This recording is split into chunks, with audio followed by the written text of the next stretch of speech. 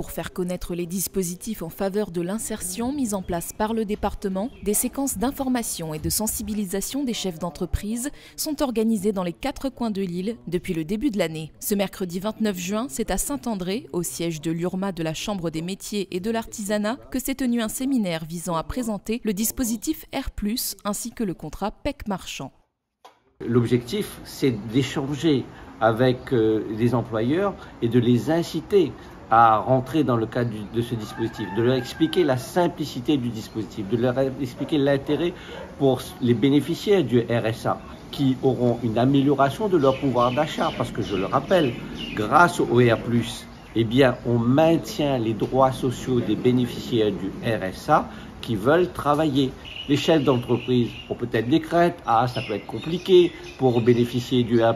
Est-ce que j'ai des démarches à faire? Quelles sont-elles? Alors qu'il suffit d'appeler un numéro unique et ça permet aux employeurs d'avoir de nouvelles forces vives, de nouvelles personnes qui ont des capacités pour travailler dans l'entreprise.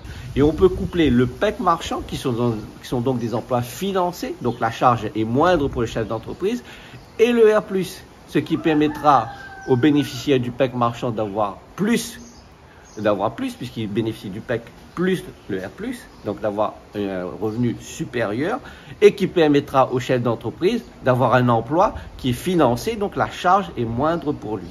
Donc si on couple le PEC marchand et le R+, c'est tout bénef pour l'employeur comme pour l'employé. Nombreux sont les acteurs économiques de l'Est à avoir fait le déplacement pour en savoir plus sur ce dispositif. On a besoin beaucoup de la main-d'œuvre qualifiée. Donc, je pense au coup de pouce pour pouvoir motiver ces jeunes à aller se former et pourquoi pas plus tard aussi être des futurs chefs d'entreprise. Le coût de la vie, ça a totalement augmenté avec le Covid, etc., etc. Donc, je pense que l'initiative du conseil départemental, c'est un bon plus. Comme à chaque séminaire, des projets de partenariat entre des entreprises présentes et le département se sont concrétisés à l'issue de cette séquence. Cela permettra aux conseillers d'insertion R+, de pouvoir orienter les candidatures en fonction des besoins des employeurs.